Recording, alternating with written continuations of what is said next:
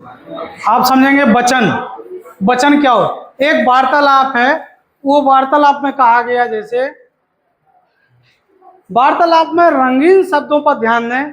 पतंग, पतंगे, चिड़िया, चिड़िया, इन सभी शब्दों में से यह पता चलता है कि संख्या में एक या एक से अधिक होने की जानकारी है। गौर किया आपने? पतंग, पतंगे, चिड़िया, चिड़िया, संख्या का बोध हो रहा। ये शब्द आपको वचन की जानकारी दे, उनको क्या कहेंगे? वचन कहलाते हैं। एक या एक से अधिक होने की जो जानकारी होती है उसको हम क्या कहेंगे? वचन। अर्थात शब्द के जिस रूप में उसकी संख्या का ज्ञान होता है, संख्या का बोध होता है, उसको क्या कहेंगे? वचन कहेंगे। क्या कहेंगे? वचन।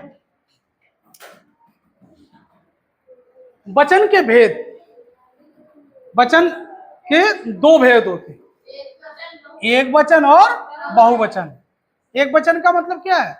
शब्द के जिस रूप में किसी वस्तु, व्यक्ति, प्राणी या पदार्थ के होने का बोध हो, उसे एक वचन के। जैसे तारा, माला, लड़की, ये क्या है आपके? एक वचन।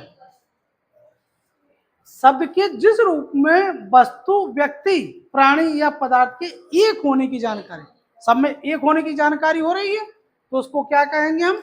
एक वचन। क्या कहेंगे? एक वचन। और बहुवचन का मतलब क्या है?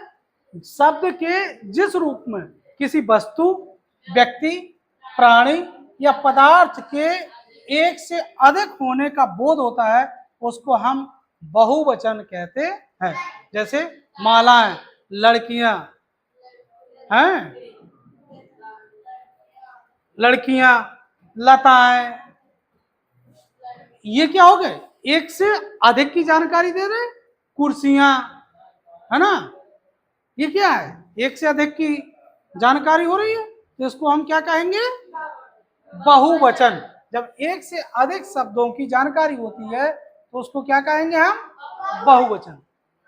कुछ शब्द सदा बहुवचन के रूप में प्रयोग होते हैं, जैसे हस्ताक्षर, आंसू, दर्शन, प्राण, दाम, अक्षत, लोग। ये क्या है? बहुवचन के रूप में प्रयोग हो, बहुवचन के रूप में प्रयोग किए जाते हैं, जबकि है ये क्या है? एक ही वचन।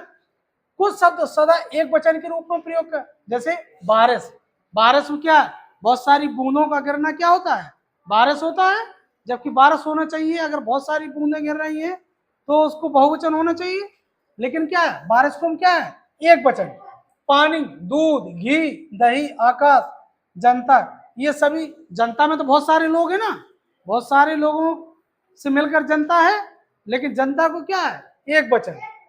आदर देने के लिए बहुवचन का प्रयोग होता है, जैसे पिताजी बाहर गए, हमारे अध्यापक बहुत अच्छा पढ़ाते हैं, तो ये क्या है? बहुवचन है। लेकिन इस तरह इनका उपयोग हम पढ़ते हैं और समझते हैं।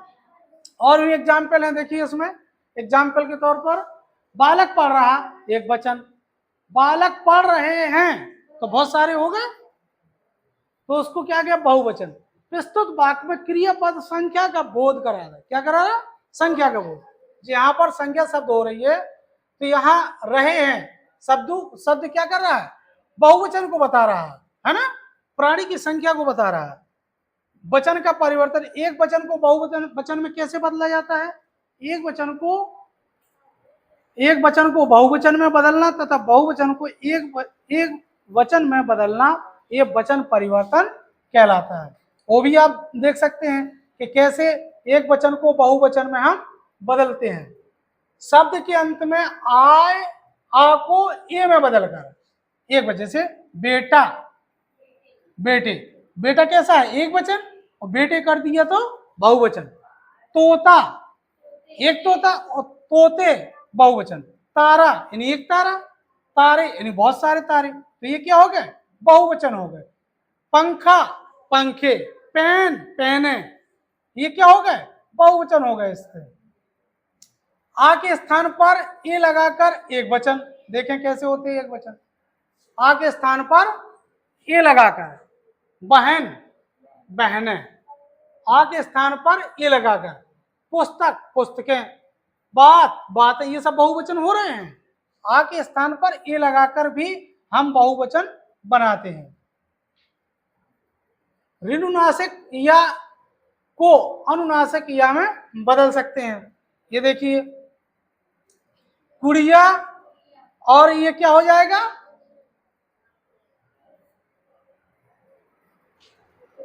ये पुड़िया और ये पुड़िया, चिड़िया चिड़िया, पहिया पहिया, हो गया? नहीं नहीं, चुहिया लिखा है, चुहिया चुहिया, गुड़िया गुड़िया, है ना? इस तरह से शब्द दर्शाने वाले शब्द दोनों वचनों में प्राय एक से रहते हैं। ये देख लीजिए, मामा मामा, संबंध दर्शाने वाले शब्द दोनों वचनों में एक, यानी इसका मामा क्या है, बहुवचन भी है और एक वचन भी है। समझ में आ रहा है? नाना नाना, अब एक वचन है, वही बहुवचन है। चाचा चाची, नहीं, चाचा चाचा, एक वचन और बहुवचन दोनों में आएंगे।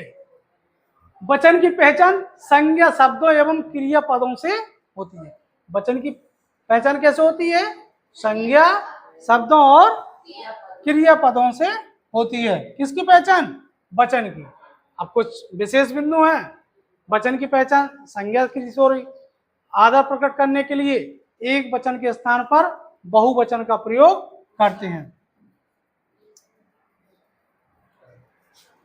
जैसे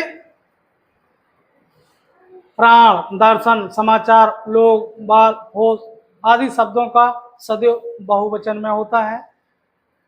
समूहवाचक संज्ञाएं एवं भाववाचक संज्ञाएं एक वचन में ही प्रयोग होती है।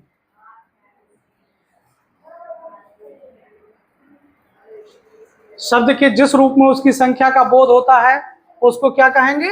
एक लाइन में आपका वचन। वचन के दो भेद होते हैं, एक वचन और बहुवचन। जिस शब्द के रूप में किसी वस्तु, व्यक्ति, प्राणी, पदार्थ के एक होने का बोध होता है उसको एक वचन, और अगर एक से अधिक का बोध हो रहा तो उसको हम क्या कहेंगे? बहुवचन कहेंगे।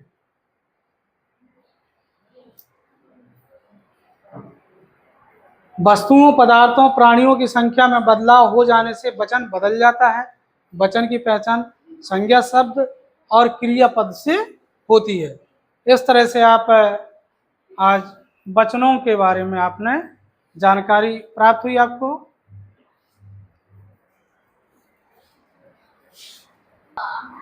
बच्चों,